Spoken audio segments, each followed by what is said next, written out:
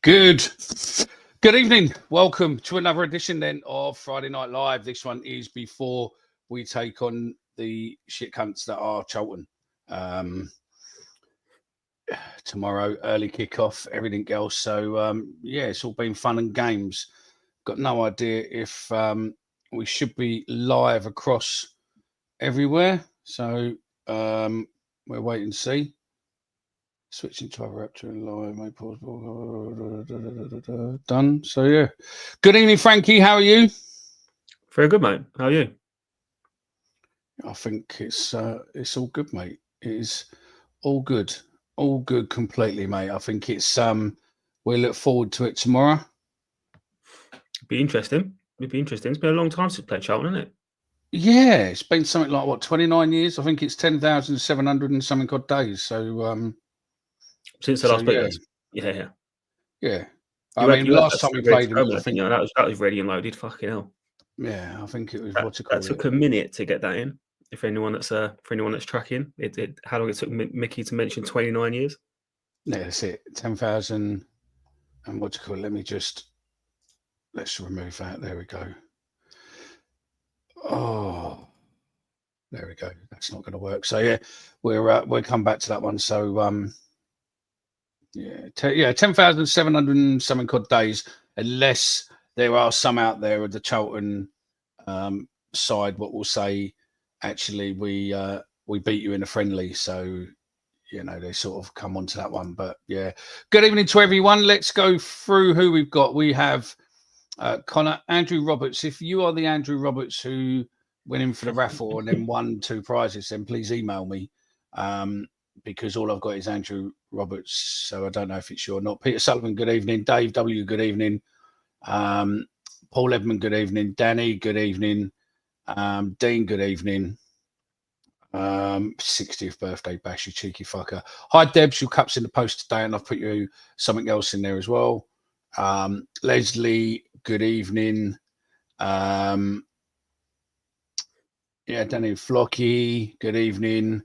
Mark, good evening. Chris Brown, good evening. Lions Raw, good evening. Mark Murphy, good evening. Andrew Cahill, good evening. Colin Taylor.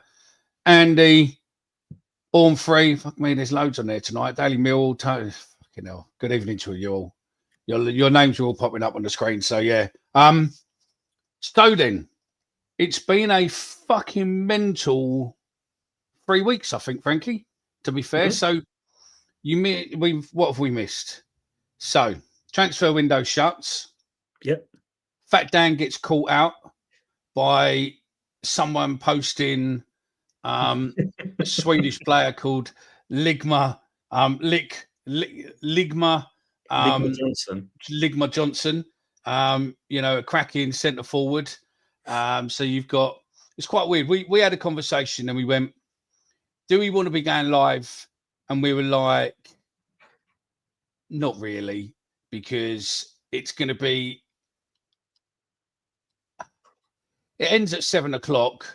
Yeah. Nothing really is going to happen. So what's the point? So we thought no. And then it turned out that pretty much both the podcasts what decided to go live that night had a bit of a fucking mare. You had one what basically got caught out with Ligma Johnson. By the way, Daily Mirror, there's an M there. It's Ligma. I think it's as in Ligma Johnson. And then you had the other one what basically called our owners tight. And then they stuttered for a little bit, if you watch a clip, where panic sets in. Yeah. And then for the next couple of days, people are actually saying that, actually the owners spent good money, et cetera, et cetera. So that was quite funny, really, to watch various different channels fuck up when we weren't on live. So we didn't fuck up for once. So, quite funny. I mean, to be kind, and we've had this conversation before, these are hard to do, aren't they? Like, to talk for a couple of hours, you do say some shit, and then after you look back and think, would you go? I mean, I'm not being funny. There is no way that I would be going on at 2:00 in the afternoon. I mean, I think he went on 1:00. Fat Dan went on at 1:00. Mate, I was in New York at the time, and it was about 8 a.m. when he went live. And you're thinking, fuck me, it's gonna be a long day for that geezer. I think what I don't know why I don't know. We all seem to be aware that nothing was going to happen on deadline day. Like, yeah, well, we were. knew Our sources were telling us that it was done. We knew who was coming in, and that was it. And we were, we knew who was coming in, and it was told, look, don't be shouting about it in a minute. It's all being done. We were like, okay, fine, no problem. We knew what was coming in. There was nothing else really to sit there and do. We got about on Twitter, retweeted a few things, dropped a few hints, etc., etc. Yeah. And you know what? That is a perfect example of how you say things sometimes and then think to yourself, why the fuck did I say that? Jay said in playoffs. There you go. Yeah. It was quite weird because I'd done a Wrexham podcast the other day, which was quite cool. If no one's seen it, I'll post a link afterwards or something. But it was good. With a fella Tommy and all that. It was good. And it was mad. I think one of the podcast lads were on there saying how much, JB and family are great to us, and then fucking 3 days later saying how fucking tight they are. You're like, mate, really? It's just, it's like, mate, just I think you can have your poke at them and whatnot, but I don't think you can call them tight. I mean, they've impacted probably they've spent, I reckon, close to £200 million into this club since they've owned it. I mean, something obviously come out the other day, didn't it, around the finances? And I'm going to get the numbers wrong. You mean the opposite? Someone from another show was posting all the stuff. No, from a football finance. I think it's called the Daily Ramble, something like that. Swiss Ramble was from, yeah. Swiss Ramble, that's it, yeah. And they said around over the last 3 years, they've put in something like, is it 30 odd million over the last 3 years? Might be even more. Like, don't say. I'll try and find it and we can link it in chat. No, I've seen it. Yeah, I've got it. But the numbers they put in are insane. And there's a sad reality, I think, when you see some of these numbers and you see the numbers that the Berylson family have put in, where you become a bit aware that we're making these player sales, and we sit there, and I'm murdered for this. Mickey will tell anyone. I'm fucking murdering our chat for sitting there and going, "Well, just go and get this player. Go and get him. You've got the money. You've got the money. You sold Jaff. You sold this player. You sold this player. Go and get him. Spend some money." But the reality is, the money we got for people like Fleming and SA and now Jaff just goes to keeping the club afloat, and that's the sad reality, isn't it? That we're not sitting there suddenly flush with cash. Sorry, it goes into operating costs, it goes into wages, it goes into staff costs. And I think what and again, we get on to talking about the bits what we're meant to be talking about in a minute, but yeah, I think the problem is what we don't understand with it all is that a lot of the stuff what we do is what was happening before. Why they wanted to change what they were doing was what was happening before was that it was more of people coming to the Berylsons going, we need 10 million to pay the wage bill. We need 10 million to keep the club floating. As in what they wanted to do was now get to a stage where you go, actually, we want 5 million for a player rather than we want, to pay the wages. And I think that's the better part of where we need to be. And I think I'd much rather do that than do it the other way, to be fair. So yeah, it's a funny one, isn't it? Because I said I am a nightmare for sitting there at home and getting out my pram when I think we should be buying this player and that player, and it doesn't happen. But if you want to stay FFP compliant, you want to start doing things the right way. We're never going to be one of them clubs that can. We're never going to be one of them clubs that turns around and spends £40 million in a window and blows everything out of water. And if we did, we'd be the first club to ever do that and not go up and then look like a Leeds and just destitute and down in the doldrums for years and years paying it off. So we're going about things the right way. We've got the right owner at the club. And there was a comment here about the Saudi money. I kind of get the argument around like we need the cash, but I'm not sure I would have wanted their cash, to be completely honest with you. Yeah, no, I don't think I want their cash. I mean, I think you've got to be careful sometimes what you fucking wish for, just because. And I don't know how much they really wanted us and how much they wanted the To club. them. Yeah. Because of the location, because of this, because of that. So yeah, I mean, I don't know. I don't know. And then so yeah, it's been a mad couple of weeks. So yeah, I found out I got laid off this week, and then I found out that I got another job thanks to Frankie, which I start fucking pretty much soon as. So that's the result. It's not the same sort of thing, but hey ho, I'm not proud, mate. It is what it is. And then we find out the biggest news we found out is we finally got rid of the yellow seats at the Den. They're being changed to white.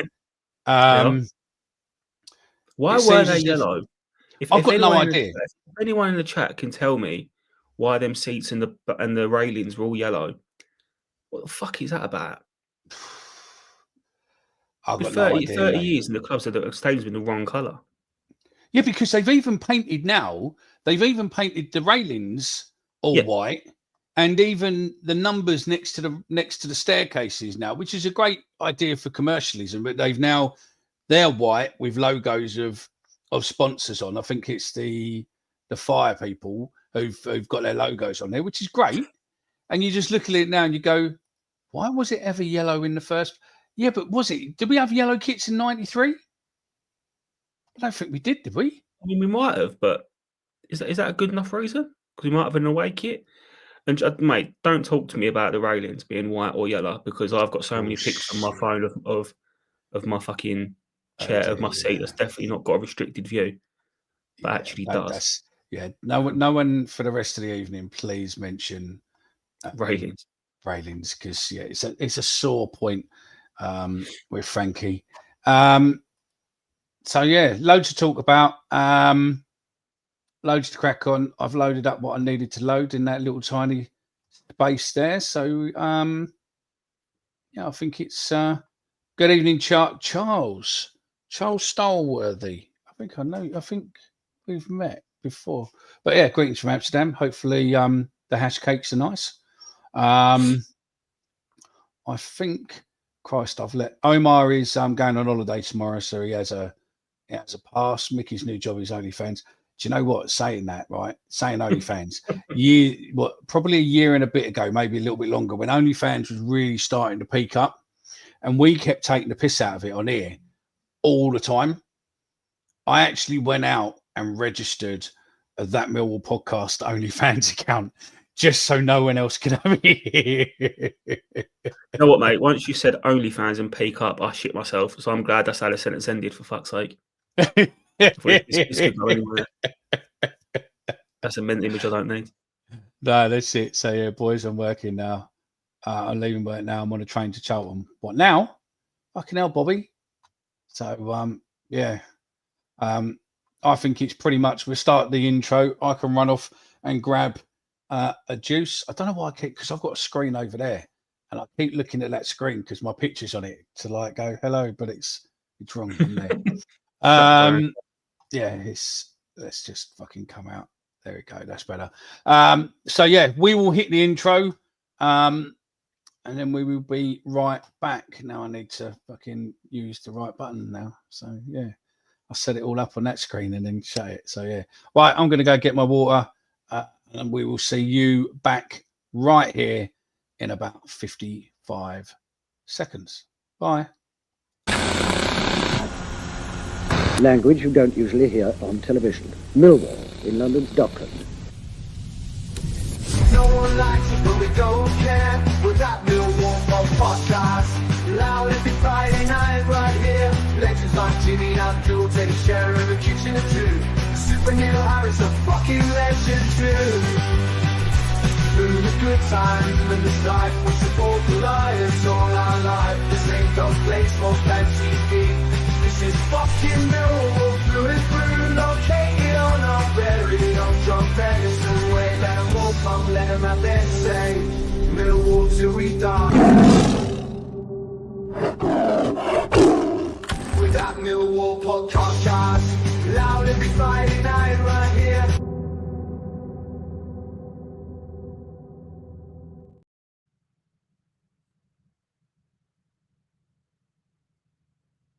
I think you're on mute, mate.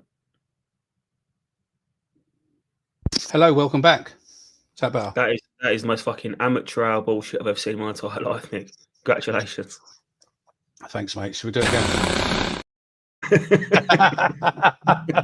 Start again, shall we? That's it. So yeah, those of you who looked on our Twitter accounts this week, you'd see that on the 10th, 2 days ago now, Wednesday, we posted a post. What was Samaritan said about Suicide Prevention Day. As you know, a friend of our show sadly lost his life in 4 days' time. It'll be a year anniversary of Johnny of Sheffield Wednesday, Sheffield United even. I said that just to wind him up, but yeah, sadly lost his battle. So yeah, we posted that, and if you see the message on our Twitter, if you can give it a retweet, that'd be great. Just try and get the message out to more and more people. We'll do some more on the 16th, but yeah, if you can see that, that'd be absolutely fantastic. You have given us show notes, Frankie, as always. You are very good at that. And now I need to see them. Oh, there we go. So I suppose we start where we need to go on. There's loads to do with Charlton, but we'll come on to Charlton properly in a minute. Poor home form. I don't know what it is at home. Yeah. You can't seem to play properly at home. Nah, it's abject at home form, and Alex Neil got questioned about it after the Middlesbrough game, I believe, and he was quite bullish. I think it's fair to say he's a little bit defensive around, you know, his home for his actual record at the Den was pretty good, but 5 out of 7. Which, to be fair, that's not bad at all. But you know, you look at, if you look more widely, you look across the last 2 years, say for example, our home form's been really poor, considering that's the foundation of what we built this club on as a Championship side, was being hard to play against at the Den. And we're not anymore. We're just not. We seem easy to play against. We seem to be a side where you can weather the storm for 20 minutes, figure us out, nick a goal, sit in, and we will not break you down. It desperately needs looking at. I'm not sure if it needs a formation change, a personnel change, but whatever it is, you know, we need to address it. And I think I looked at a stat again whilst I was ranting to you poor fuckers after the Wrexham game, sitting there getting out my pram. Oh my God, we're not getting. And in the last 3 years, really. So sorry, mate. Sorry, you're lucky. I got rid of your stat intro. Oh, over the last 3 years, saying we've only beat 2 of the newly promoted sides at home out of the 9 sides that have been promoted in that time. That's awful. That's awful. That's nowhere near good enough. And you think in 2 of them seasons, if you win them sides at home against newly promoted sides, probably get in the playoffs. And yeah, I mean, Andrew Roberts has just come up with a good point there. He says, look, had we taken our chances against Borough and Wrexham, we would have won these 2 home games, which is we would have done. And that's, to be honest, and I mean, I'll stick it at the beginning of this podcast when it goes out as a podcast tomorrow, or I'll see if I can load it up and play it at the end, his press conference from the Wrexham game, because that's the press conference you're on about, isn't it? Yeah. See if we can do it from the Wrexham game. And I'll see if I can load it up in a minute. But I think we've had a lot of managers over the last so long. So, yeah. Right, let's just hang on one second. Finley and Lexi, listen, we're grown-ups. We don't mind you in here. And you'll be good to have a conversation when we come on to talk about, there we go, for those of you who are not. So we've got a Charlton fan, for those of you listening on the podcast, when it goes out in the chat. Listen, you're more than happy to be in the chat, but if you want to behave like a dickhead, then my end, I've got a delete and block. So it's no problem that I can delete and block you, and you just fade into non-existent. If you want to be in and actually have a conversation and be able to say something maybe constructive in a little while when we talk about Charlton, you're more than welcome to stay. The choice is yours. But yeah, be warned. It is a grown-up podcast, and we do use nasty words like cunt and fuck. So if you are offended, probably go away. There we go. Enough said. Yeah. I'm Oh. shocked it took. I'm shocked it took 20 minutes. To be fair, Do you know what I've got? it was- Actually, do you know what I've got? I've got this.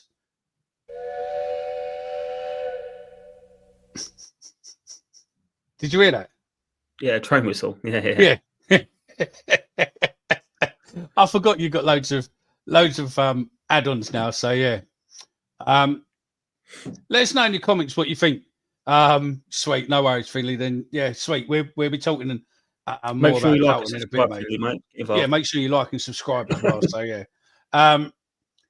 Yeah, I just think I think we've had a few managers over the short period of time, and I don't think any of them are really. I mean, Neil Harris to a degree, but I think that was probably, and it's going to be something.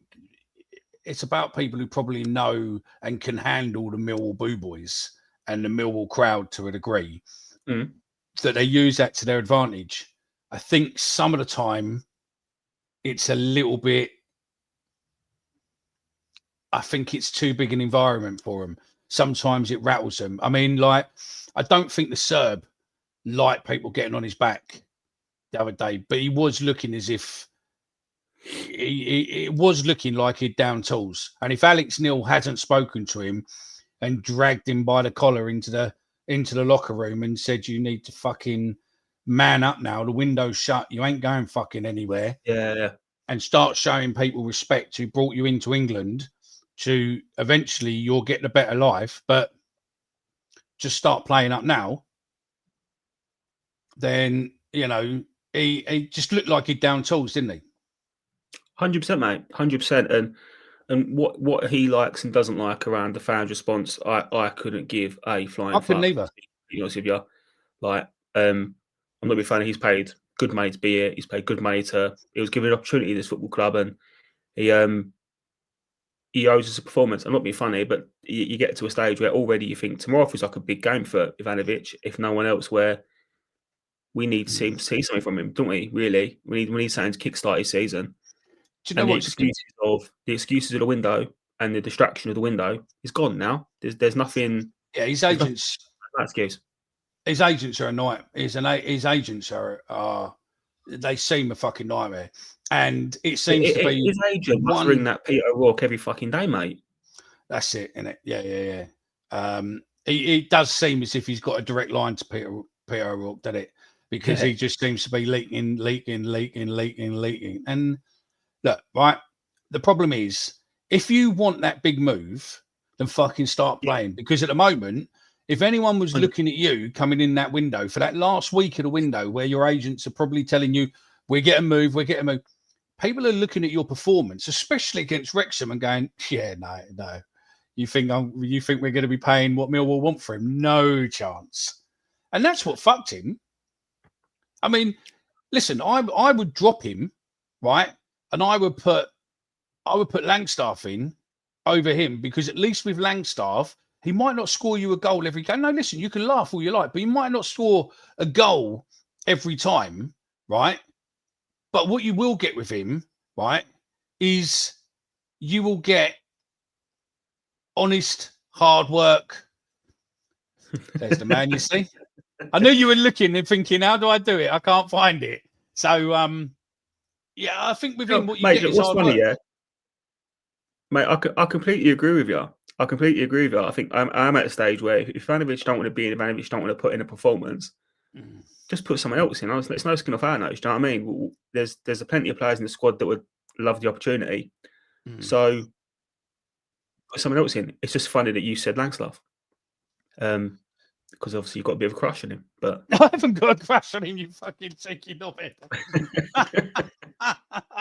I like Langstaff. I think he's a typical old school, old fashioned player. What runs around constantly, gives his all.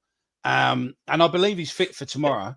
I would play him compared to others. I would play him. So,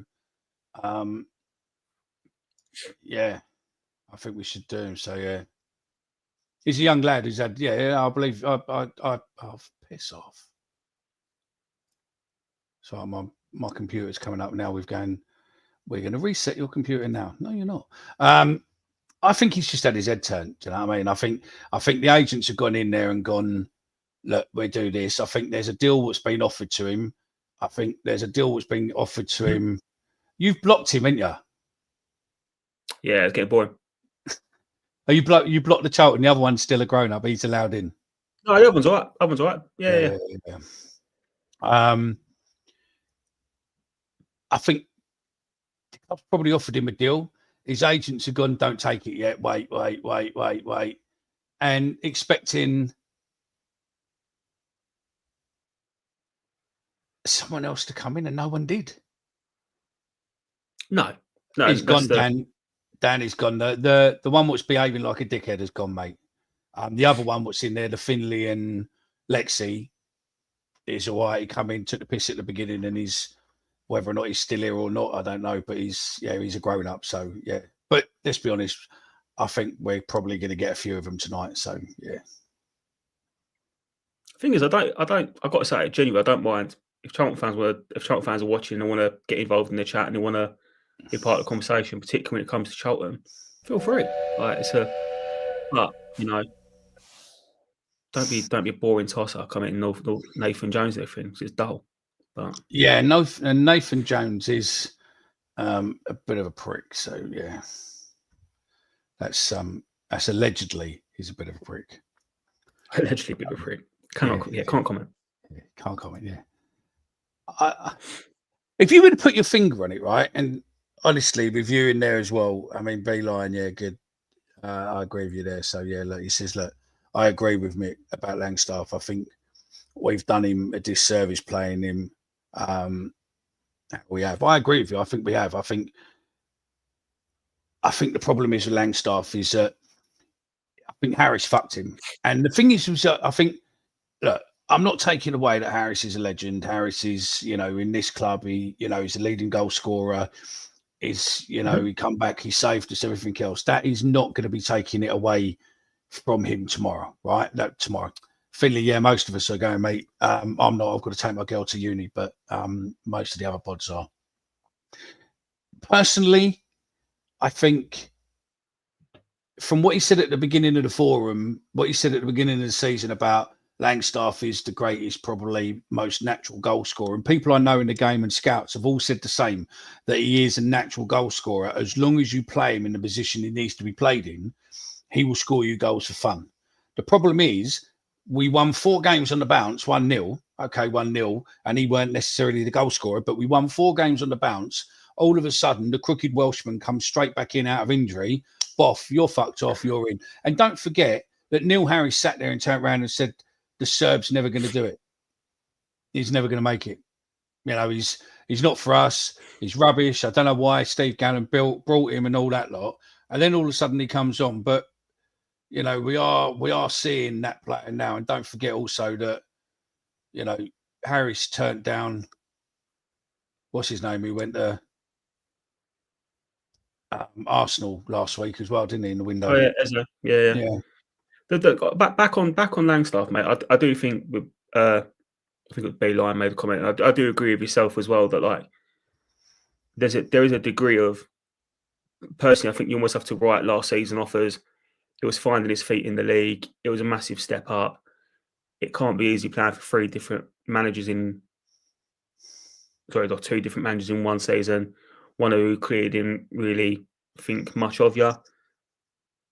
And I think the way we play now, the 2 up top, him coming on for the last 20 minutes, 30 minutes of games like Norwich, I think he can be dangerous. I think he can have an impact this season. Yeah. So I'm willing to. I'm by no means writing him off. I think he'll have an impact this season. I think he will. I think he will. So look, I think if we can. If we can get him playing in the right position, then I think we probably stand a good chance. Sorry, I'm replying to somebody who's just texted me about a job. And if we can get him chances in right areas, I know that he's fit. Service, he's a goal scorer, but he's never seen chances at football club. No, and I think that with the players we've got now, we can potentially give him service. And I think that Langstaff is a crooked Welshman, Bradders. Yes, he is, Debs. Langstaff is like a super sub. Yeah, to a degree, but I think the problem is with playing him, he plays all over the place. He will run down balls. He will run everywhere with them. Do you know what I mean? And that's the good thing with him, that he will run down everywhere. So you get everything with him. I mean, don't worry too much. Coburn will get injured. Is it Coburn? No, Coburn's not injured now. But the thing is, I think Coburn and Langstaff know each other. As far as we're aware, mate. Yeah. Huh? As far as we're aware, mate. Fucking know this club. I mean, Coburn and Langstaff know each other from the northeast, so they've obviously got a bit of understanding. I'll be playing them to let them get used to it and start going. And just literally, no disrespect to the Serb, but I would probably punish him a little bit, because in the 2 games during the window, he didn't perform. No, particularly in the home games. And that's disgraceful for any player. I thought he was all right in the 2 away games, to be fair, but in the home games, no, he hasn't performed at all. And I mean, whether it's to punish him or not, going back to the original question around the home form, do we need to change formation and stuff? I think we do. Do you think we need to go 3 at the back? Either 3 at I probably want to stick an extra man in midfield, to be honest with you, and start controlling these games a bit more. But if that means you have to sacrifice someone, at the minute, I'm probably more likely to sacrifice Ivanovic than Coburn. I'd probably keep going with Coburn, because although he ain't got the same goal scoring instincts Ivanovic has, at least it's like he's trying half the time. But I mean, he ain't been great himself. They even set the world light, have they? No. I mean, for the money what we pay for. It's a sad state of affairs. We've played 6 games, including the cup games this year, and we've not had. The only goal we've had from a striker was the Langstaff one. That's the only goal from a striker, including cup games. That's mental. Yeah. I mean, there you go. Look, Stephen Jeffrey says, Stephen Jeffrey, your mug's in the post today, mate, by the way. Excited to see the new lads. Our problem has been service to strikers. Langstaff had Jones at Notts County, and we don't have someone like that. Well, we did have someone like that. What let him score a goal, which was Alfie Doherty. Again, what we'll come on to. Well, it will lead on to us in a minute. We'll come on to him in a minute. And then, unfortunately, he got injured for whatever reason. But if he'd stay fit, then I would be saying that Langstaff would probably be knocking him in with him, suddenly banging balls in. I think there's a much more. I think Langstaff would be much better playing with Doughty than the Serb would be. If you're a striker and you can't play with Doughty and you can't get on the end of his delivery, you need to have a serious look at yourself. They should both benefit from Doughty being in there. But I think Ivanovic I'm with you. I think Langstaff needs someone like that more. That's going to be more. That's going to be able to give him service like we saw against Norwich, as you said, mate. So Thanks it's for a shame joining for him that lasted 1 game, and then Doughty's out for months. Langstaff's out for 3 games. So not ideal. What's that say? Don't include him. Didn't include him, mate, as injured. Oh, I'm guessing that's Doughty, yeah. Yeah.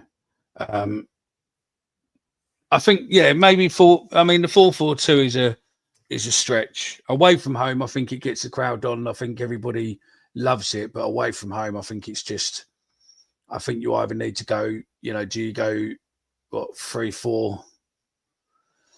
What is it? 3-4-4, 3-4-2-1, whatever it is. Well, so are you saying you like the 4-4-2 at home, but you don't like 4-4-2 away? No, I think 4-4-2 away works. Yeah, I'm with you. I think 4-4-2 at home doesn't. Yeah. I mean, I'd go 4-3-3, mate. Just 4 defenders, 3 centre fielders, 2 wingers, 1 centre forward, and just play a bit. See what happens. But which one of our players is the one to play on his own? I don't know. At the minute, he'll be back in it's November. probably Coburn. What was that said? Sorry. Oh, Connor says, anyone else see that Jensen's back in training?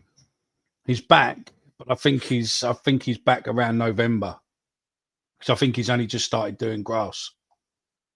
Not doing grass, but playing on grass. We saw him, didn't we, outside the stadium the other week, and he looked all right. Yeah. He looked better than Bender.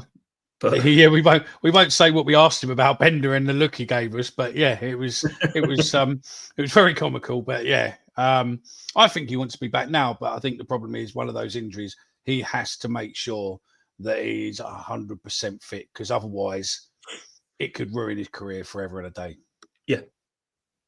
Yeah. It'll be funny. Look at Danny. He rushed himself back. Also, did he rush himself back, or did the club rush him back? Who knows? So that's an interesting question now. I mean, I've got a guy I'm going to be speaking to about injuries. It's just been a bit manic this last week with bits and pieces, but I'll probably catch hold of him hopefully over this next week and discuss all the injuries, what the players have got, and he can, talk to us about them. So that will be, it's all good there.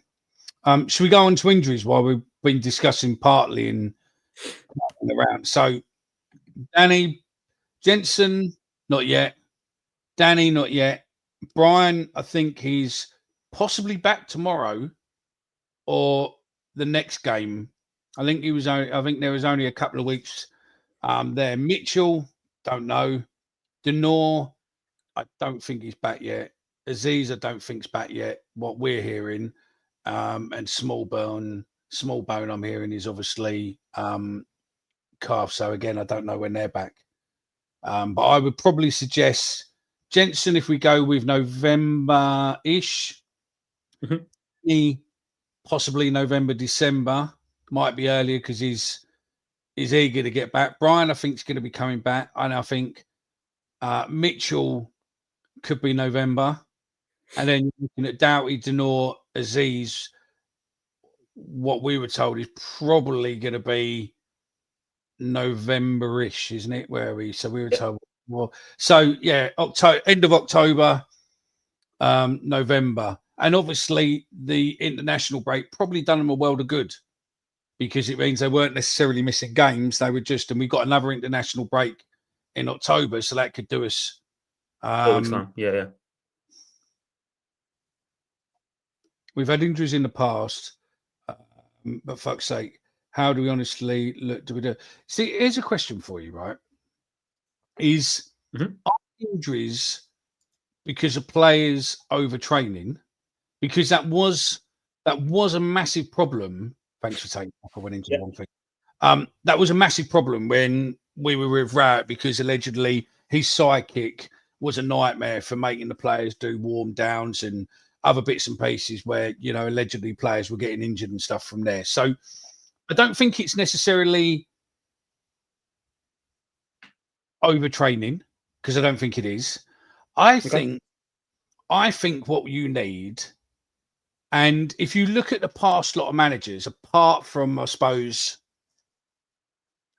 apart from Edwards maybe, but you look at, you go with Rowett, take Edwards out for a minute, but you go with Rowett, you go with Harris, and you go with O'Neill.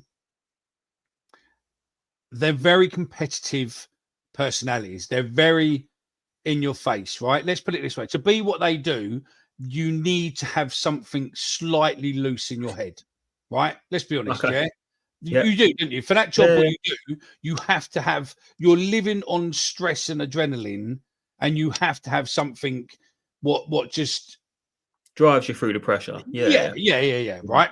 So if you've got that personality and you're in the football side, great. But if you're in the medical side, are you used to that masculinity, that fucking full on? Because let's put it this way, it could be going, Frankie, when do you think you'd be back? And you go, probably 3 weeks, boss. Right? And you go, fuck, come on, Frankie. Anything you can do to get you back early? Then I'll go to the medical team, wouldn't I? And I'll go, so then, Mr. Physio, Mr. fucking whatever, when can I have Frankie back? And they go, oh, what do you mean? Well, when's he going to be 80% where he should be? Oh, probably in a week and a half. So I can play him on Saturday. Well, no, because he's probably got an 80% safety, 20% risk. Yeah, but that's 20%. But I can have him back, can't I? If I play him for 30 minutes, I can have him back. And I think that's where we've got to over the time. I mean, I don't know. I've got no idea. right? I'm fucking grabbing, talking to people in medical, and they're going that people aren't necessarily fully fit. They might be getting pushed in and all this. And you just go, is that the problem? Do we need someone who's sort of football manager mentality to run the medical team to suddenly go, listen, fucking Alex, I've told you he ain't ready until fucking October the 2nd, right? You ain't playing him till then, so fuck off. And that's the way, I think, where you're going to sit there and you're going to have your players playing properly and they're going to be fit. Because it's all been upgraded. Calmont Road now is all being upgraded. It's had all the stuff done. They've done what they found all around, players were twisting ankles and stuff as they were coming off pitches and stuff at the main ground. That's now all been found that, unfortunately, when the pitch was upgraded, they put all the money in there and tried to save a few bucks, the old guard, and left fucking bare soil and hardcore around the edge, and it wasn't laid properly. I have to say, big shout out to Trevor Keys, Demos, James Berylson, etc., paying to have the pitches, what they called now, they're sewn, aren't they? Part sewn or something now, aren't they? Right, so the pitches, stitched. So they've paid to have stitched pitches at the ground, and Calmont Road now is stitched. It's got proper drainage at Calmont now. It's got pretty much as good a surface there as it is at the Den now, pretty much. So I'm led to believe. Am I? Yeah, you agree? Yeah, as far as I'm aware, the work a couple of years ago meant it was in theory the exact same type of surface as the stadium. I don't think it's a stadium, and I don't think it's the fact that they've now got all the porta cabins redone up and they've got better rooms in there and stuff. I don't think it's all that to blame. I think it's literally got to be something else. And is it the fact of players wanting to perform and wanting to be, part of that team, that push, that desperation, what we need to push forward, they're coming back going, boss, I'm fit. Because let's put it this way. If me and you were fucking had a little niggle, but it was okay, we would sit. If we had a game tomorrow for the podcast, right, and neither one of us had a little niggle, we'd just go, no, we're good, mate. We're good. And we'd play. We'd get injured, but we'd play. And I just wonder if that's it. I just wonder if that's what it is. The pressures, the players desperate for people to fill positions. I'm not blaming the manager, like their depths. I'm not saying it's in the manager, but what I'm saying is that under the pressure of what they're under to win, do they suddenly go, you need 4 weeks, but I'm going to bring you back on 3? Like Alfie Doughty, we knew that he was off all last season with a hamstring. Yeah. We know that we know that when he started with us, he was overweight. I'm not fat shaming the fella. We could see it, right? And they rested him for Newport. Should they have rested him for the game afterwards as well, which was what, Sheffield United, was it? No. Who was it afterwards? Oh. Who's Borough? Borough, yeah. Should they have rested him for Borough? Mate, I think you make a really good point. And whether it's the pressure from the manager, pressure from players, I think we're probably in this awful cycle where we have so many injuries, and Doughty is a great example. Another example is McNamara. We had a situation with Doughty where he was brought in to play as a winger. Because of an injury to our left back in pre-season, this winger that we bought unfit was then forced to come in whilst being unfit and play left back. Yep. He then gets injured. And we're now in a situation because of that, where now we've got Brian hopefully back fit for tomorrow. And he's played, 45 minutes football, maybe 60. And now he's coming back in. He's probably going to start tomorrow. Yeah. Is Brian fit? Is Brian really ready to go? Who knows? But he has to play because there's no other option. And you look at Danny last season, you think to yourself, Danny should never, ever have walked out onto that football pitch. He was never going to, you could see he weren't confident in himself. You could see the way his legs strapped up. He was never fit to play. Leonard gets injured because Leonard always gets injured. And then Danny comes on 2 minutes later, his season's done. He's got a career-risking injury. You look at the midfield. You have on that point, I have to say, well done to the club there, right? Because it was at the end of his season, right? And any club could have just turned around and said, look, really sorry, you're not going to be, you're not really going to be anything to do with us, and we're just going to take it off, mate. Thanks very much, but let's move on and all that lot. But they didn't. They sat there and said, we're going to give you another 2 years or whatever it is, and yeah, job done. So yeah. Yeah, but I mean, again, and you said, well, so you look at them in the midfield, we had a situation where start the season, Dan Kelly's not fit. We don't really know how fit Luongo is because he's come into the squad late. You then get Mitchell injured against Borough, I believe it was. Because of that, Luongo and Denor both played 45 minutes against Leicester, and I believe Denor got injured in the Leicester game. I think Serge is injured as well, isn't he? Typical. I don't know how to take your word for it, but you keep putting them on. You look at Denor, but Denor only played against Coventry in the cup because we already had injuries, and then he gets injured, and it's just it feels like it just layers on top. Then it compounds itself, but something drastically has to change. And I'm going to bring back to the finances. I'm boring like that, but there was the thing about with our wages and our up to like 24, 28 million pound a year, something around that ballpark. And you think to yourself, if we have to spend an extra 250k a year on additional personnel or additional facilities to get these players fit, you absolutely have to do it, because against Charlton tomorrow, you are probably looking at what? Jensen, 2 million, Danny, 1 million, Doughty, 4 million. You're probably looking at 15, 20 million pound worth of player that will be injured against Charlton. And we've got to really, really have a look at what we're doing. Because if we have to spend a bit of money to get them players on the football pitch, just do it. Just do it. Because this is... I think you're right. We're never going to go up. We're never going to... No, I think you're right. And I think that is happening. Because I think, we lost our doctor. We got a new one in. And we got some new other people. I just wonder... I think that is, because if you look around the club, they're rebuilding every part of it. So I can't say that they're not looking for that part of it. But again, it's probably not an easy position to fill, purely because of what it is. So listen, if there's anyone listening and you're into sports injuries and that sort of stuff, or physio, or, fitness training, injury, that sort of stuff, fatigue training or whatever it's called, like that, mate, fucking get in touch with the club, mate. Put your CV across, mate. That's what you need to do, mate. I think what Chris said there is I agree with him. If it's going on here, it's going on everywhere. And we've seen it everywhere, because this makes, and again, I don't want to be doing what Pep does and go too many games. It is too many games. We do play a lot of games, but listen, you're professional football players, right? It's not as if you're training hard fucking 5 days a week. The problem is that you go Saturday, Tuesday, or Saturday, Wednesday, whatever it is, then Saturday.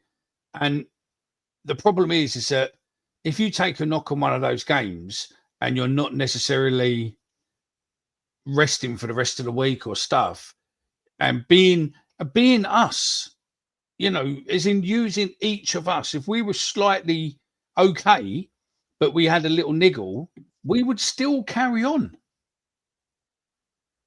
Yeah. I mean, I played in a charity game where I had a niggle on my quads, and I still fucking played, and then ruined both of them for fucking days afterwards. Do you know what I mean? I was hobbling around like a man on a hot fucking tin roof. It was carnage, but I got 35 minutes to play in that game. Yeah, mate. Again, you're right, Chris, and you put it in there, right? Sorry, Frankie. It's just that literally made me. Good, mate. Do you think that maybe we need the like the actual medical side of it, but do you think we need a sports psychologist? I mean, I think we do for a different reason. I think if you look at our inability to win when there's a sold out, then that squad is somewhere that squad's broken. Like just mentally, that squad is just broken, and the psychology of football is like something that a couple of years ago people looked at and were quite dismissive of, and now it feels like every athlete's got a therapist. Do you know what I mean? It's gone the complete other way, and top end sports and athletes all have these therapists now help get them in the right mindset to prepare for games and stuff. Yeah, we probably do need Andy to. Herbert, that's an interesting point you made. I'm not putting it up on screen because, I'm just not putting it up on screen. But it is a very interesting point what you do, and it's not the first time I've heard, because I've known players to play with broken toes where, they get loads of painkillers and stuff like that to go. So, it's an interesting point what you make, and I don't disagree. I think the problem is now with football, it's all about money. And when you bring money, everything else doesn't matter. Yeah, that's the whole game's fueled by cash, isn't it? And so, yeah. But to my point earlier, mate, you talk about money. If this was my football club, I'd be sitting there looking at a £20 million worth of player I've got sitting on a bench, getting a massage tomorrow, not at the Valley, and I'd be absolutely saving. And I think they are. I mean, I think that's the problem. You've got to do it quicker, though, mate. You've got to do it quicker. Yeah, but I think the problem is that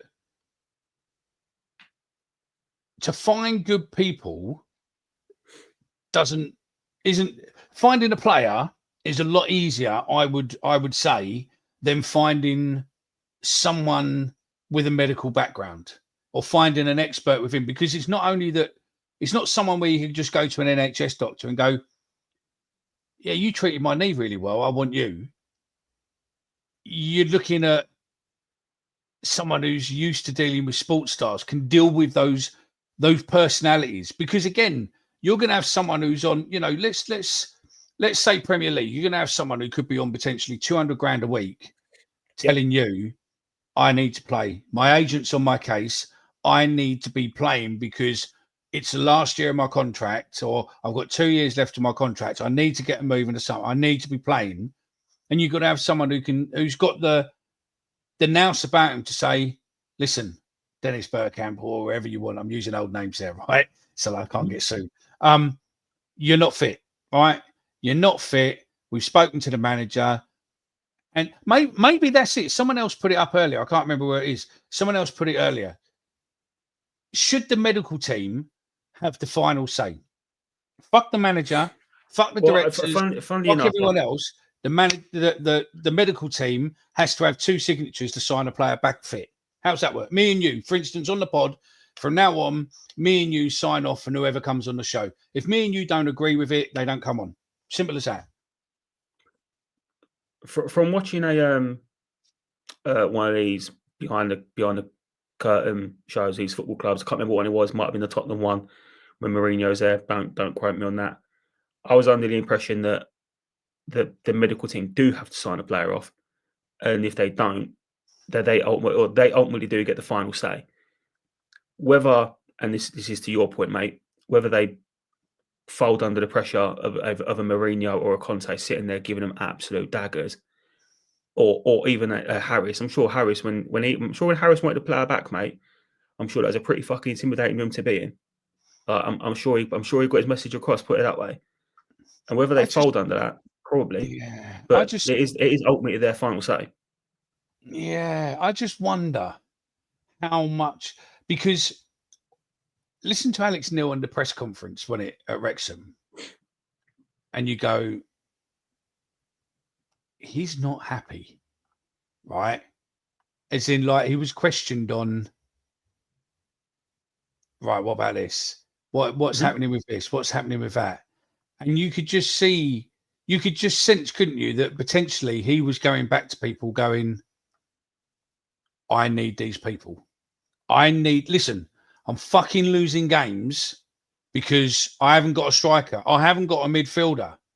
Yeah. We brought loads of fucking crook ones. I haven't got a midfielder. I need fucking someone who can play centre of the field. Give me someone.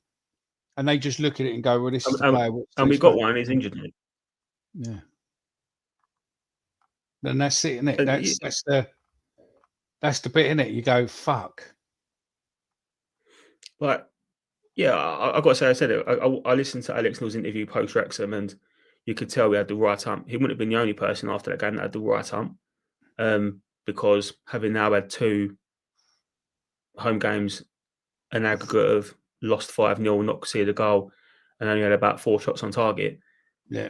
There's probably about 20,000 people that left them 2 games and had the right fucking hump. So he's not alone in that sense. No. But and don't get me wrong, we talk about his injuries. It's not an Alex Neil problem. This isn't new since he come in. This is no. I don't this think it situation is. is inherited.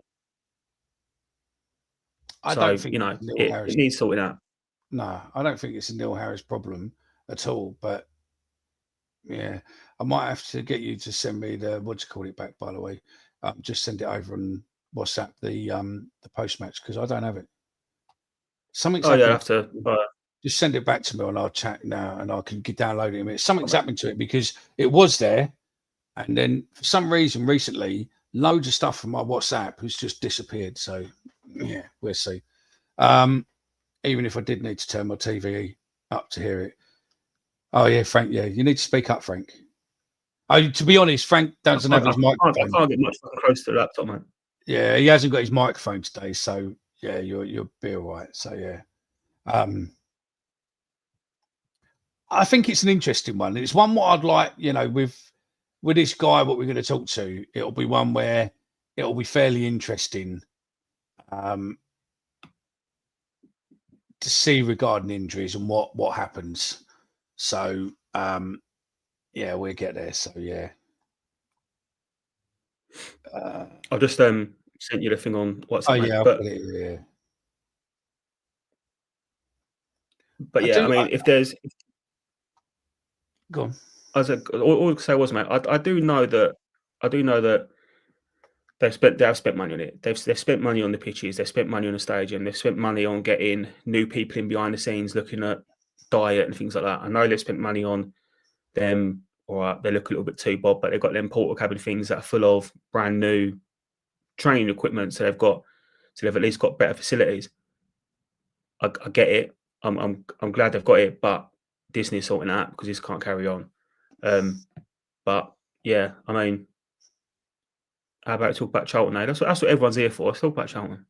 Let's go on to Charlton. So, Alex, we'll come back to the Alex Neil bit. I mean, Alex Neil says that he's a little bit nervous about tomorrow. I mean, I would be too if I was him, pure and simply because if you lose, you're going to get a lot of people on your back. A lot of people. But personally, I am not overconfident going into tomorrow. Yeah, Joel, I'm gonna let the chat into a bit of a secret here. My missus actually, my missus is a Charlton fan. She comes from a family of Charlton supporters. Before you all start giving me shit, like I'm fat. I'm not flush with options, mate. I'll get it where I can, all right? So if you're a Charlton fan, and he's punching. That'll do me. And if she's watching this, she's like, I'm really sorry. But yeah, so yeah. I've already told. Yeah, no, you. I've got to a stage where I don't enjoy this game, mate. I don't enjoy this game at all. No. I know it's gonna be one where we're gonna have a tense house. I'm not gonna want to talk to her before the game, and I might talk to her after if we win. If not, I'm gonna have to go sleep in a hotel for the night. It could get expensive. I don't enjoy the Charlton games ever, and I'm really not looking forward to tomorrow with the state of the squad and the injuries. But 29 years of dominance, confident, right? Well, you see, what's got me with tomorrow, right, is really weird. So we're playing them tomorrow. It's an early kickoff, right? I've got no idea why it's an early kickoff. Personally, because of the march and everything else that's going on, I would have thought that they would have done a 3 o'clock kickoff, right? Purely to make sure that all the potential fans from that game aren't suddenly then moving into London at different times. They could have Yeah.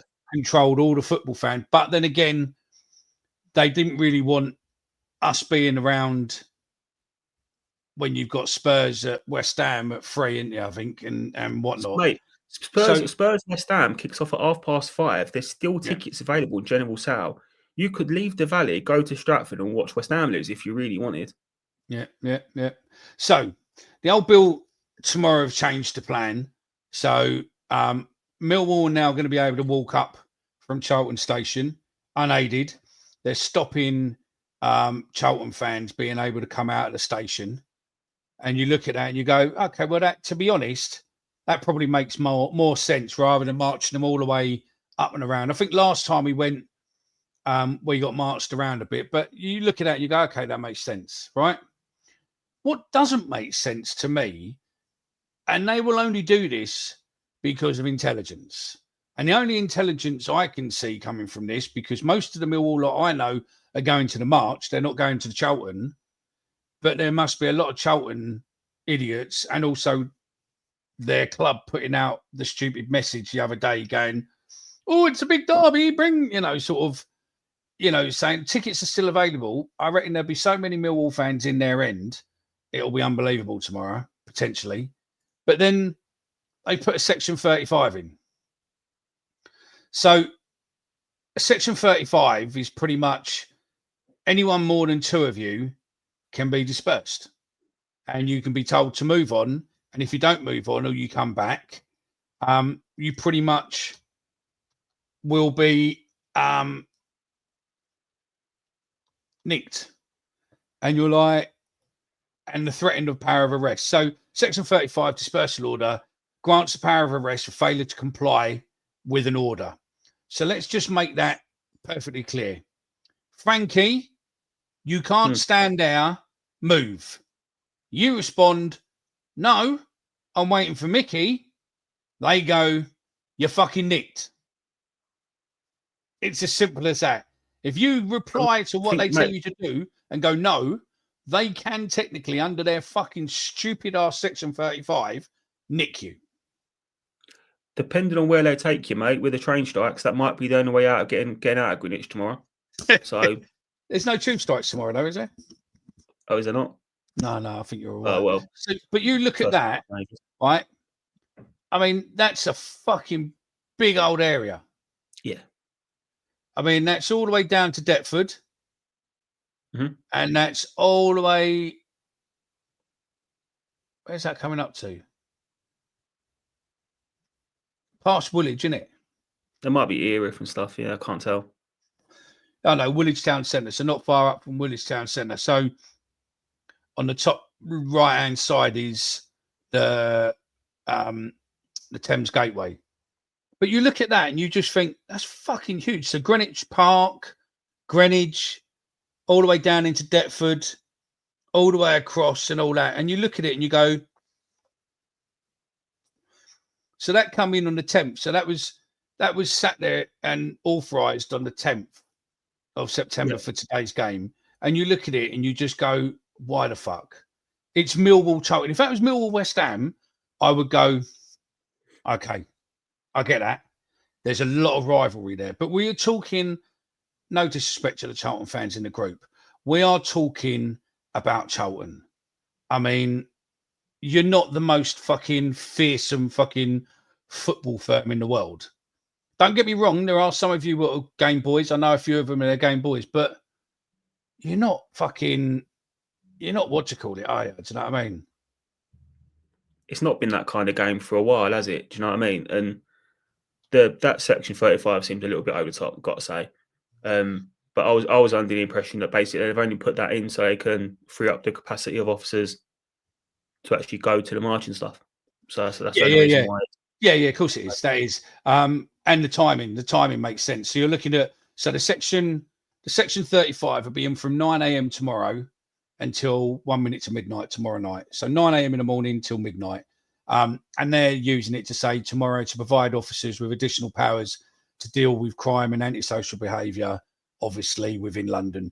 But so they can have minimum amount of people at the game because they're going to need people on standby to get to West End, because they're expecting trouble there. But I mean, I don't think there will be trouble. But yeah, I think it's overkill for what it is. But again, it's always football fans what get it.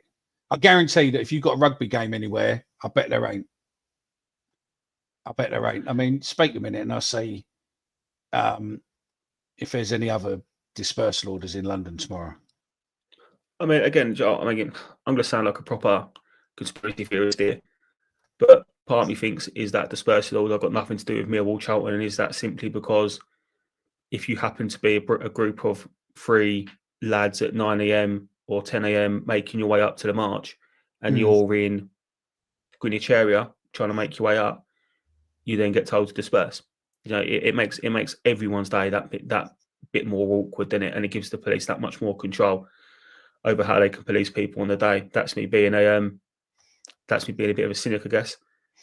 Yeah, no, I totally agree. I am shocked that the Met have allowed that many games to go on in London. West Ham are down there, Arsenal down there, Fulham are down there, Millwall down there, Charlton are down there, Leeds are down there. Even like Sunderland, all right, they're not going to kick off, but they take a big away following. There are so many teams in London tomorrow. Who's got? Sorry, who's Leeds got tomorrow? I can't remember, but they're playing down in London. Here we go. So tomorrow, right? This is what makes it really mental, right? Yeah, I've got it now, right? So all the fixtures, we get the fixtures the 20th of June, right? Realistically, so I'm led to believe the Met Police and the local councils get them pretty much less than a month after we finish the season, right? So they get them pretty much instantly. They can then look at it and go, no, we can't have, for instance, we can't have, Everton playing Manchester and Liverpool fans playing at home because it's across. So we've got to do different things, more time spaced out. So they know everything was going on. But someone somewhere within the Met, the FA have gone, right. And they knew that this march was potentially being planned months and months in advance. It's not something that's been planned over the last 4 weeks, right?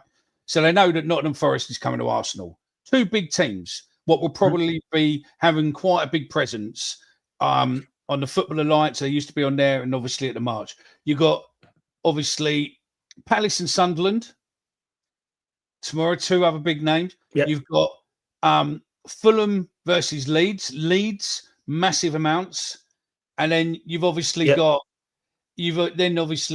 Brentford, Chelsea. You've got a derby. You've got West Ham, Tottenham. And the only ones what really you haven't is obviously Burnley, Liverpool are up there. But that's it. You've got Spurs. So out of what? You've got Leeds, West Ham, Tottenham, Chelsea. I mean, okay, Chelsea's at 8:00. West Ham's at 5:30. But the rest of them were early. Arsenal, Forest, 12:30, same as us. So potentially Millwall fans, Charlton fans, Arsenal, Nottingham Forest are going to be coming in. So, I mean, I just can't, I honestly can't believe that the old Bill would make that decision, but hey-ho. So if you're going to... There's been a couple saying in the chat, mate, but it said if you're a cynic, you'd say to stitch up because would the government be devastated if it all kicked off tomorrow and they can then start arresting people and start bringing in different laws and stuff? Listen, I've said for a long time, mate. That's your opinion, mate. No. My opinion on this. Forget whether or not it's a stitch up. My opinion is this, right? They have a march on, right, which is nothing to do with football, okay? But I'm telling you now, because of how many games they've got and the fan base what's going to be within London at that time, and the way that the football law works around being arrested, they will be looking for you with drugs because they will say that you're going to football. If you have a season ticket on you, they will have you on football because if you're caught as a normal person, anything over half a gram, you will probably get a police caution and you'll have an on-street disposal. If they believe you're something to do with going to football, it's 0.1 gram. You will be nicked and you will be charged and you will have a banning order. Fact, right? And the fact of drunken disorderly, they could get you on it with a football ban. They could get you all sorts because it's related to football. I wish I brought the law guy on because he'll fucking back everything up. But because it can be connected around football, allegedly the Home Office pays the football unit a bounty for every time they get a fan on a fucking, what do you call it? And like what I said months and months and months ago, there is a World Cup next year in America. And the easiest way to stop fans going is get a drug conviction. You get a drug conviction, you are not going to America. That's it. It's as simple as that. Job done. Boff. Off you go. Every time there's an England game, they'll take your passport, wouldn't they? Yeah, and not just England now. It's women. It's women, men or women's games now. You have to submit your passport. And you're like, mate, really? What the fuck? You know, football is just, we are the most fucking criminalized fan base in the world. So, yeah. So, 29 years we've been unbeaten. Let's go back to Charlton. 29 years we've been unbeaten at Charlton. Yeah. We're both worried about it tomorrow. How's everyone thinking in the chat with tomorrow? Listen, all of you saying it's a stitch up, this, that, and the other. I don't disagree with you. So, yeah, just put it in, mate. Just remember to take, I will pin a tweet in a little bit, and I'll tell you of the legal boards, and just make sure you just save that number in your phone. If you do get nicked, do not say a fucking bean and phone that number and ask for Football Law Associates to come, and they will come to the police station. They will arrange you a solicitor to come to the police station. Do not say a bean. Because they can't fucking do anything until you speak. And if they offer you a caution, do not fucking accept it until you've spoken to legal advice, honestly. And also, having a solicitor at a police station is free. So you won't have to pay. It's free. But honestly, it can save you a whole fucking barrel of shit going further down the line. What might be easier if we tweet this out with the number, and then we'll pin it to the top of our Twitter account or something. Yeah. If you do get nicked, get your phone out, go on Twitter, that Millwall podcast, and there's your information. Yeah. So tomorrow we'll post. Yeah. Tomorrow we will just keep posting the number out for people in case they need it, because, you know, and we'll put out the map of the section thing and just thing. I will get people to explain the section 35, exactly what's what and everything else. So yeah, and Gaza, that's a good number, mate. But what I'm led to believe, it's between 2,500 and 4,500, depending on what they get you for. So, yeah. 29 years, I'm fucking shitting myself. Charlton fan, are you still in there? If you are, let's have a look. I take it Sheffield United are losing. Are they playing tonight? 2-0 down, mate, against Ipswich. Oh, there we go. So, yeah, well, I might accuse me of sitting on the fence, so I'm going to go with Millwall win. Great. We'll come to all your bits in a minute. I've got a question for you, Mick, and the chat. So every time we play Charlton, it always this conversation always rears its head, yeah, around we don't care about Charlton, blah blah blah blah blah. Do you care about Charlton? Where would you rank them in our list of derbies? They're not a derby. They are technically a derby, mate. Yeah, but they're not though. I don't look at them as a rival. As a derby. Do you know what I mean? Like they are locally a derby. Yeah, but I don't class them as a derby though. Honestly, I don't. I would in my, they wouldn't even be in the top 5.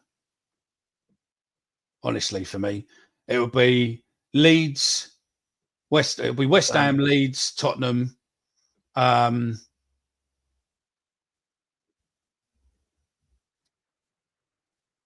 Should there be? I think I hate Palace more than Charlton, but I don't know if that's because of the parish stuff last year. Yeah, I mean, I would say Palace probably more than them, but yeah, I mean, I wouldn't rate them as a. I mean, listen. It's more of a it's more of a fucking pain in the ass if they beat us purely for bragging rights. Yeah. But as in a rivalry, no, I'm not. I don't. I mean, I'll probably say Spurs, probably Arsenal, but probably a few of the teams we haven't played in ages. And out of that time scale, we've not really played them. No, I think we've played. We've said it's been 29 years, but it's only really been 12 games. You know what I mean? So it's not been that many in that time period. But I've got to say, I think, and this might be because of my complicated living situation. I do think that Charlton are a derby. They're not in my top. They probably aren't in my top 5 clubs that I really hate. We're clowns. No, not me. You. He's talking to you, there, mate. So, yeah, it's an interesting one. I think the thing with the Charlton game for me, it's one of them games that because of the 29 years, I'm almost more interested in keeping the 29 years going. I just want to get it done. Do you know what I mean? Yeah. Make it 30 years. No, I agree. So yeah, I agree with well, that. again, what I will say, I had this conversation earlier with I think we just yourself, me. If Charlton don't beat us this year with the amount of injuries we've got, I don't think they ever will. This must be their best opportunity. Yeah, in a long time. Yeah. I agree with Chris Brown there. I don't hate Charlton. I just feel sorry for them because for a team of where they were, it's like they've not, they were in the Prem, they had everything for them, and yet they suddenly fell from grace. And I don't honestly, I don't think that, I don't class them as a rival at all in any shape or form. I mean, I'll put a poll on there and see, but I don't class them as a. Listen, I mean, realistically, it says they're the closest derby, and I mean, how close is West Ham? West Ham's not that far, though, is it? To be fair, it's the other side of the water, isn't it? So it's definitely further than Charlton, but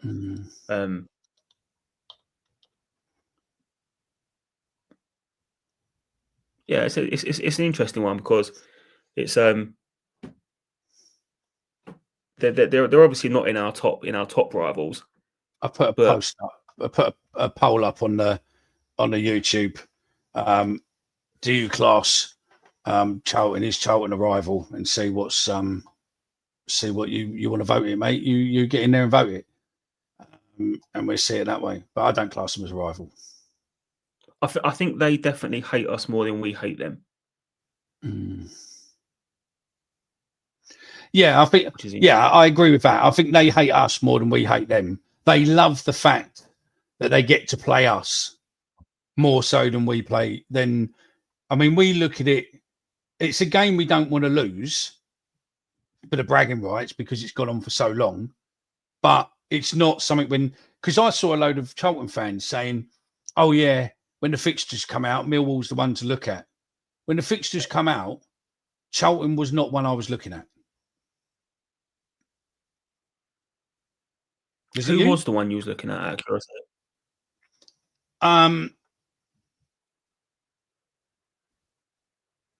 That's quite a good question. Maybe Birmingham? Birmingham, because they're back. Wrexham, I sort of wanted to know when, because I just wanted to see the circus come to town, which didn't really work out that well. Fucking worked out, didn't it? Yeah. Birmingham,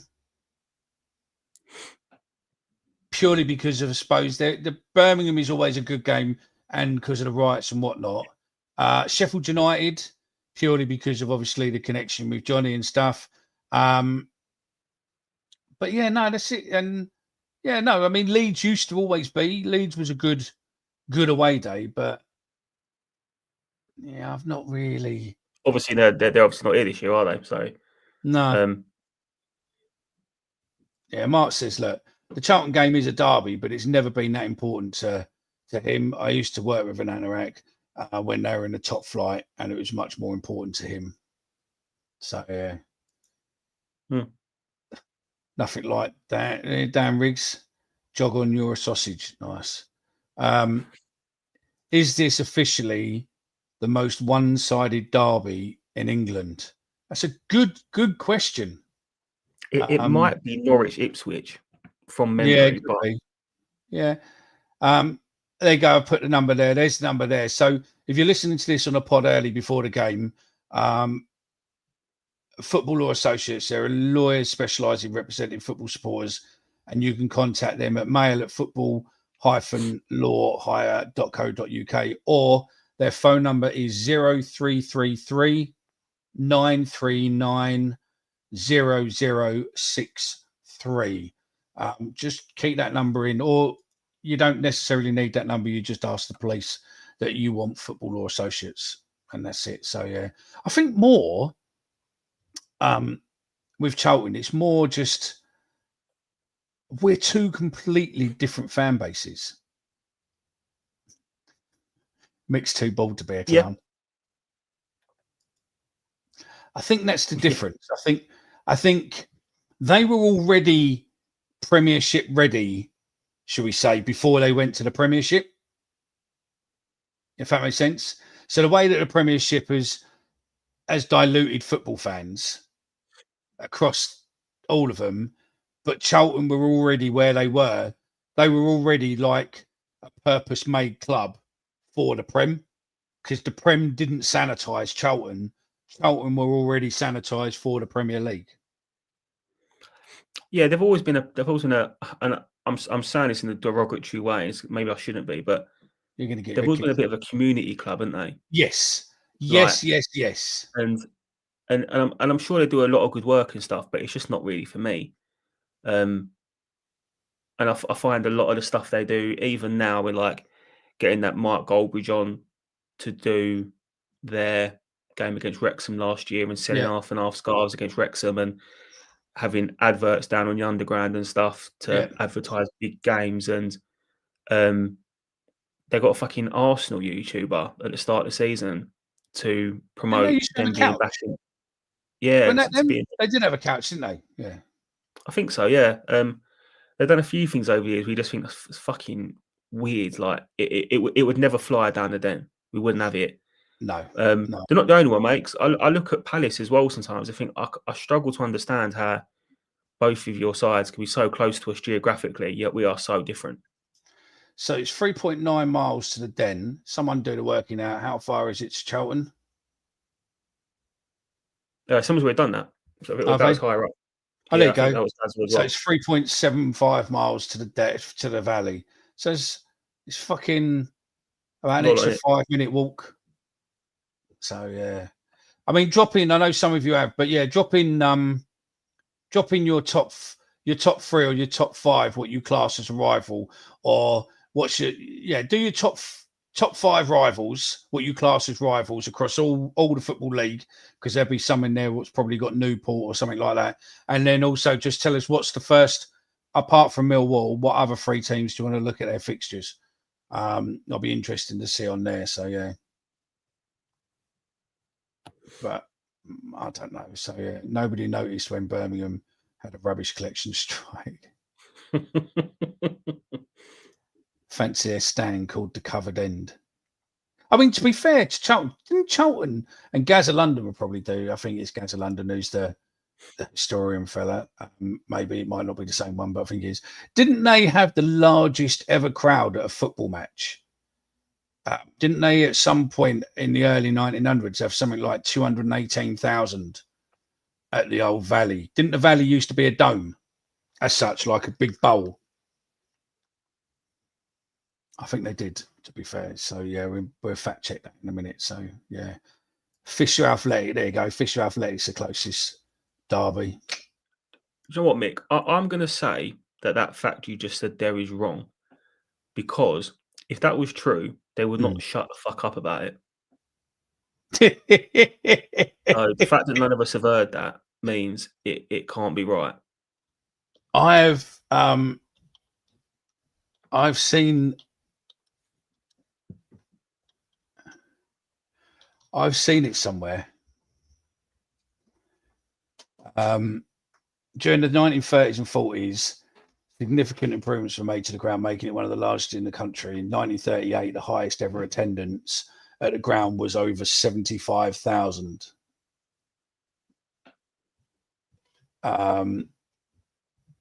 There's another one. 1934, crowds of 84,000 for an FA Cup. Saw Man City take. This is the kicker. Man City took on Stoke. So it wasn't even for a Charlton game. Why were they playing there then? The Valley at Charlton Athletic held an official crowd of 75,000. And then, yeah. Why were they playing there? Probably in the FA Cup, wasn't it? So in the early days of the FA Cup, they used to play around, didn't they? Play different areas. I think in the semis. Yeah. So, yeah. I will try and... Yeah, I will try and find. But, I mean, what I'm seeing there is the highest record was about 75,000 in 38. So, yeah. Back in the war. But then again, we had loads back in the war as well. So, yeah. Samuel Day again. Will Millwall be able to handle the big atmosphere at the Valley? How the fuck is it going to be a big atmosphere? What? Clappers. Happy clappers. Back in the war, if he was there. For fuck's sake. Dan some time out. But no, I mean, I don't know. We have rambled through an hour and a bit of fucking show tonight, mate. Fuck me. What are you expecting from Charlton tomorrow? I think they'll be up for it. I think as much as we've all got our opinions on Nathan Jones, and he's obviously not someone that is popular outside of Charlton or Luton, I think he'll have them up for it. It obviously will be a big crowd and they're going to probably try and start fast. If we can get through that first 20 minutes, like we tend to do, and make it a bit of an ugly game, I think if we can get through that, then I think we'll be all right. I think we'll start to make it a really difficult game for them. And as we know from the Den, these big crowds sometimes are can be a bit of a curse, because if it's not going your way, suddenly that becomes a pressure, doesn't it? And that becomes a bit of a cauldron of negativity. But yeah, I think Charlton will be up for it. I would expect nothing less, and we need to be just as up for it as we have been away from home so far this season. So, do you think Samuel Day is a Charlton fan? I think he might be, mate. It'd be weird if he was a Palace supporter, wouldn't it? Or a Millwall fan, yeah. Millwall fan, yeah. Worst Millwall fan ever, yeah. But yeah, no, I think Charlton we'll be London's bigger club. I bet, mate. Go anywhere in the world, and I reckon, mate, if we went anywhere in the world and went, have you heard of Millwall or have you heard of Charlton? I bet more people would have heard of Millwall for whatever reason than Charlton. For whatever reason, because of fucking Green Street. Yeah. As a Charlton fan, we'll make it tough. However, if we don't score in the first half, I do think Mill will. See, I like Charlton fans who will come on and have, an honest discussion without coming on, talking bollocks. You see, we've said bollocks, mate. Is about what this show's all about. We make a living. We've discussed the same, haven't we? If Charlton score and then sit back, we're fucked. It'd be tough. Yeah, it'd be tough. I'm not saying we couldn't do it, but it would be a lot harder. So yeah. Do you think it'll be what we taking? 2,000, 2,200? They tweeted, didn't they? The club officially tweeted. I think it might have been 3,000. Oh, okay. We find it, but 3,135, and that's including. That's not including however many will be in the home end. Yeah. So just over 3,000, and I bet we'll outsing them.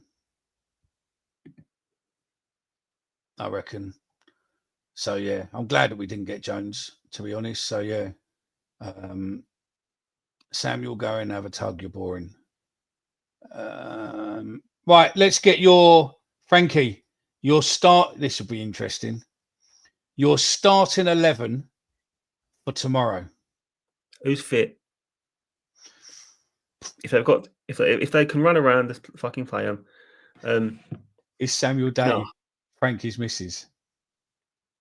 Fucking hope not. Isn't that Samuel on that TikTok fella, that fucking dweeb property fella?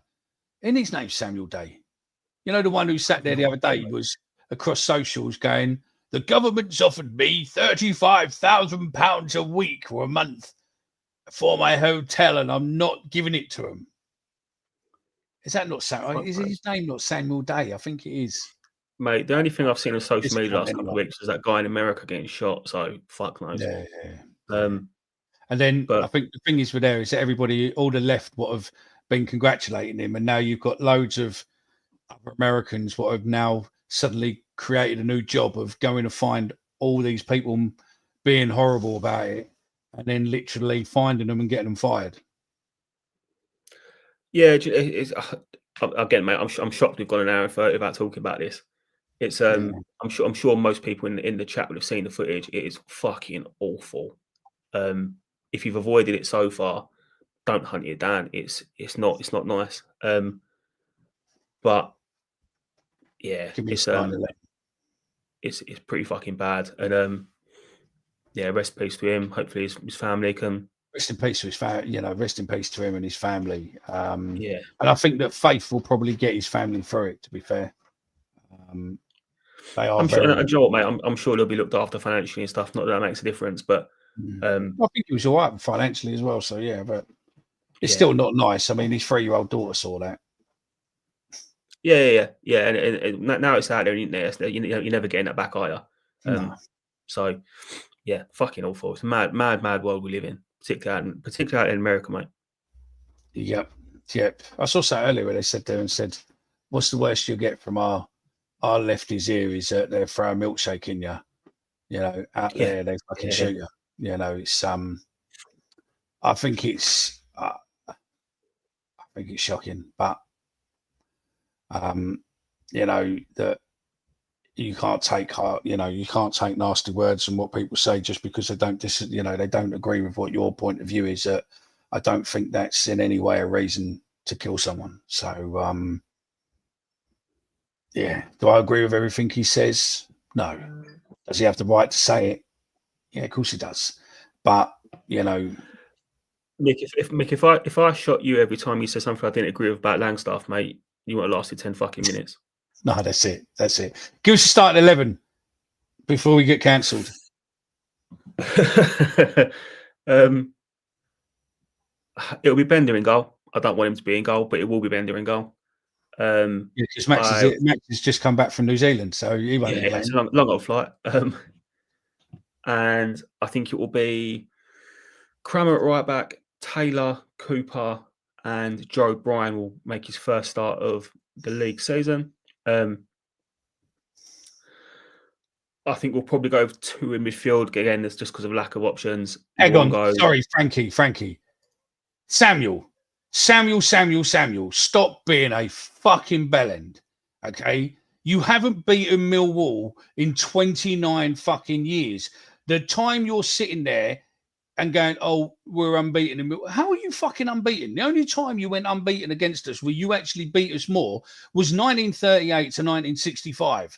And in that time period, we played probably 6 games, right? And if you work out across all the games in the Premier League and you fucking League One and the times where you went under and everything else, we've barely played each other 37 fucking times, right? We've had more draws than wins and we've beaten you more.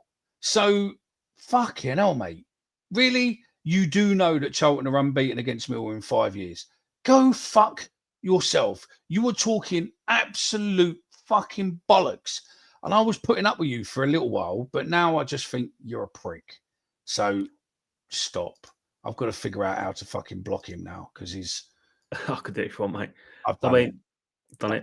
Yeah, done. If you want to be technically, mate, he's right. Because they haven't played us in 5 years because they're in fucking League One. But let's not worry about that. But no, where was I? Start 11. Be careful. Condal. Too. Kundal and the one guy in the midfield because there is no one else fucking available. Right hand side, I think will probably be Negley. Left hand side, I imagine it'll be Amaku. I don't think he'll put Ballo in straight away, even though he did play in the 21s like this week and looked pretty good. And then I think he will go with the two up top. And regardless of what I think about the formation, I think it's probably the right thing to do away from home.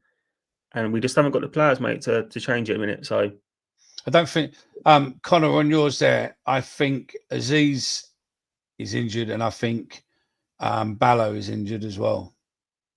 no, Ballo's fit. Is he fit? Okay. Yeah, Ballo played for the 21s in the week.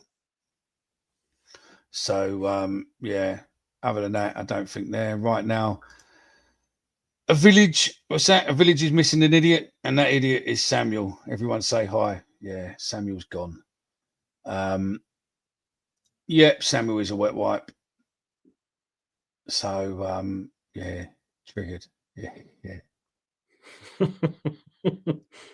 Samuel's mum's gone out and he's been swigging the sherry. So yeah.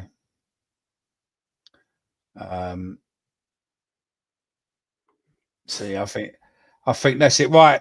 Let's get score predictions. And also if you are, where are we? There we go. Nope. Right, get your score predictions in. Let's have them. Even if you're a Charlton fan, just say, I'm a Charlton fan. This is it. I don't mind. We'll get them all up. Keep them coming. Keep them coming. Come on. And then we will read them out in the style of Omar. So, yeah, come on. Get your comments in now. Whilst they're doing that, mate, do you want to go first? No, I'll tell you what I could do if you want while we do that. I could play to give people a chance. I have loaded up the post-match from the Wrexham game. Why don't we do the scores first while people are doing them, and then we can play the nil as an outro? Yeah, okay. No worries. You're the boss. So then let's start. So Daily Millwall, 2-0 defeat. Chris Brown says if all the Villages sent their idiots to Charlton, Samuel would still be the idiot. Our Deb says 2-1 Millwall. That's brilliant, by the way, Chris. Sheffield United losing 5-0. Peter Sullivan says 2-0 Millwall. James Harris. Now that sounds like a dodgy name. Samuel's mum is licking train windows. Paul Ebden 2-0. Connor says 0-0. Gaza London 1-1. Dan Riggs 2-0 Wolves brace. Andy Cahill 2-0 Millwall. Daily Mill, he wants to copy you. Kevin, hello from Canada, just missed you. 2-0 the Wall. You can watch it back, don't worry, Kev. Leslie 2-0 the Wall. Mark Murphy says 1-0. Dan Riggs is giving us his starting 11. Andy Herbert, Charlton 1, Millwall 2. Dan Riggs 2-1. Stephen Jeffries 2-1, Millwall. Stephen Jeffries liked it so much he's done it twice. B Line 2-0 Millwall. Connor 10 million down the dream as Tango concedes again. Chris Brown 2-1 Millwall. David Stanley 1-0 Millwall. If anyone's got a spare ticket, I do know someone who really wants one. So yeah, his brother's normally on here, Spencer, but he's not. So yeah, if anyone, or it is Spencer actually, wants it. But yeah, if anyone has a spare ticket, I do know someone who wants one really, really badly, so that he doesn't have to sit in the Charlton end. So yeah. So is Sheffield Wednesday now winning 6-0? Losing 5-0, mate. Absolutely horrific. Christopher Ballard 1-0. Right. Shall I play the audio, the post-match from when we played Wrexham? Yeah, let's do it, mate.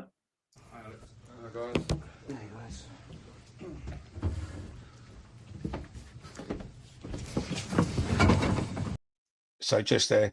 What you're going to listen to next is a post-match from Millwall and Wrexham. So I imagine frustration, probably, your assessment of that? Yeah, I think that's a fair assessment. I think before the game we spoke about a couple of things. Against Wrexham you're going to have to compete for the first ball. You're going to have to make sure you're landing enough second balls as well. I thought in that respect, we did that great. I don't think that was an issue for us. I thought the two centre-backs played really well. I thought the midfield players landed on loads of stuff. I think where we come up short in the game was our use of the ball. Really as simple as that. Final third, our use of the ball, whether it's a cross, whether it's a finish, whether it's a final run. Obviously we had much more territory and much more sort of use of the game, if we like. And then even the goal that we conceded, the first one's a mistake. Stephen comes fishing for it, doesn't get there, and Kiefer managed to get a touch on it and scores a goal. And then from there, it allows Wrexham to sort of sit in and shoots them down to the ground. They don't need to really go searching for anything else. And then obviously there's a big stoppage in the game which sort of disrupts it. But before that we have, 3 maybe good opportunities to score. Don't take any of them. There's not just a lack of quality in general. Even final passes, I think there's one I remember, walks about the edge of the box, it's set back to Tristan and he sort of just kicks it out. All we need to do is feed it across the box. Josh Coburn is one, feeding across the box for Ido. Mihailo is one, trying to pick out Josh, doesn't pick the cross out. There's numerous amounts. Nizzy, ball drops to him, puts it over the bar. Josh Coburn's a shot with his left foot, puts it past the post. So yeah, listen, if your use of the ball's not going to be good enough, you're going to find it difficult to affect and score goals and try and win the game. I thought on a positive note though, the link-up play between Zach Sturge and Idemo was good and possibly something to build on going forward. Okay. I was looking at it after the game. I think it was 21 shots your team had to Wrexham 6. Is that more frustrating to hear that? Yeah, it doesn't make any difference to me, Will. You know what I'd rather hear? We scored 2 goals. Yeah. I'd rather hear that. So, yeah, possession doesn't win you games. Amount of shots don't win you games. Yeah. Being clinical, making good decisions wins you games. And, yeah, today we didn't do that well enough. And it wasn't a tactical issue. So it wasn't as if Wrexham were better. It wasn't as if they had better territory than us. It wasn't as if their movement was causing us any issues. We just didn't use the ball well enough. And times where it could have been so simple to play a good pass forward. Again, example, you talk about the left side. Joe Bryan comes on, his first pass, he literally splits their defence and puts Josh Coburn clean through, and he hits his shot with his left foot, but he doesn't hit the target. So we did more than enough opportunity to be effective in the game and to get a goal and give ourselves the best chance, but we weren't good enough on the day. And just on that, you've obviously got a bit of time now, the international break. What's the sort of process like in sort of looking at those sorts of areas? You mentioned lack of quality and just sort of working around the training. Yeah, but lack of quality doesn't mean that you can't do it. Yeah. I think that's a frustrating bit because the lads haven't had a lack of quality like in a lot of the other games. In a lot of the other games we've played really well, we've managed to score, we've sort of created those moments where we need it and that final pass has been there. And that's the frustrating part. And listen, you're not going to play well with the ball every week. I don't think that having quite a few of our lads out injured helps because the cohesion of the group's not quite there. So if you think of a team that sort of rolls out week in, week out, they all know each other's game, they all know when they're going to run, when that next pass should be on, who should be dropping, who should be spinning. So they know all of that. I thought that the day wasn't as clean as it normally is. I thought we didn't select the right pass sometimes. I thought we didn't run when we should have ran. We didn't hit the right areas in the box on certain occasions as well. So the one that I think Idle puts across, we should be under the ball and the wide player should be rolling round. We didn't hit our areas, and when you add all that together, that's what happens. You mentioned injuries there. Obviously Casper isn't in the squad today. Is that a serious one, or what can you tell us about that? He's unavailable just now. That's why he wasn't playing. Obviously he's a key player, so yeah, it wasn't great, but yeah, the squad, the lads that are left is who's available and who's fit to play. Is he one that's going to be available after the international break, do you think? He'll be available at some point, yeah. I'm not quite sure what one. Okay. And just on you, obviously Caleb Taylor made his debut today. What can you sort of tell us about his qualities and why the club sort of went out and signed him? Yeah, well, you can see the size of him. 6'6", he's dominant in both boxes. The chance for Nizzy comes for Caleb challenging for the goalkeeper. Also what you add, obviously we wish him well and hope he's okay, and it looks quite a bad one with his arm, so hope it's nothing too serious. But yeah, Caleb's a big lad. He's still got obviously a bit of development, bit of growing to do in terms of maturity as a player. But yeah, he'll be a good centre back. He's a good experience at League One with Wickham, and Yeah, obviously I think the club's been chasing him for quite a while as well. So yeah, we've brought him in as sort of reinforcements in that area, having lost Jaffet. And just one more from me. Are there any sort of more additions to be expected over the next 2 days? Is there anything close you can tell us about? Yeah, I think we'll be busy in the market. You know, we've got obviously some positions we still need to try and fill. I think the injury situation certainly hasn't helped us. Obviously with Jaffet leaving, we've now replaced, or when I say replaced, I don't mean just Caleb straight in for Jaffet, but we've brought obviously reinforcements in that area, and we'll need to do likewise in some other areas as well. Can you tell us which areas they are? No. How much does it help when you do come back, knowing that will be a squad for the next 4 months? Obviously, it's been a bit fluid, hasn't it, in that regard? Yeah, the window hasn't been helpful for us, if I'm being honest. You know, I think at the moment it's certainly distracting, I think, for some of the lads. Albeit I think their best efforts is for them not to distract them, but you can't help it. You know, if you're a young lad and there's talk of you maybe going somewhere, or your agents in your ear, or whatever the case may be, the problem we've got is we can't affect that. But the window closing will certainly be helpful for us, I think. And it probably didn't help. Does it not help your preparation as well? Because, you know, losing Jaffet during midweek, you might have had to change your plans for this game, for example. Yeah, well, like I say, the cohesion in the team has not been great. You know, obviously we've got Joe, we've got Femi, we've got Alfie, we've got Jaffet, and even though some play like Tristan's still playing, he's moving from there to there, so it's then him getting used to that. So yeah, it's not helpful, but that's not what's lost us the game today. We didn't use the ball well enough. That's why we lost the game. So just on the left-hand combination, are you happy with the way that, you know, Zach and Idemo stepped up for you? Because I mean, Idemo had a record weekend midweek as well. Is that a good week? Sorry, say that again. Are you happy with the way that, you know, guys like Zach and Idemo stepped up for you in that? I'll be honest with you, it's hard for me. Like, obviously, he's asked a similar type question. We've lost the game 2-0, so I'm struggling to see the positive at the moment, if I'm being honest. Probably the wrong time to ask the question. Maybe in a couple of days I'll give a better answer. So apologies for that. Yeah, all right. So, what is the overriding emotion then from you? Is it one of disappointment or frustration, or what is it? Yeah, a bit of both. Because I think that I thought the game was there for us to win today. I didn't think that it was a 2-0 game or anything like it. I thought Wrexham got an opportune moment, scored their first goal, and then obviously we were pushing to try and get the next one, and sort of got hit with a sucker punch, if you like. But even then, the run for the middle of the pitch, we can see him running the whole way. We don't match him. I don't think we do well enough in terms of coming out either, and it manages to go in the net. But I think for us, if we score the first goal, I think the game's a different game, and we had plenty of opportunities to do that, and we didn't take them. So good luck to Wrexham. They'd won the game. Fair play. Cool. Thank you, guys. Cheers. Thank you.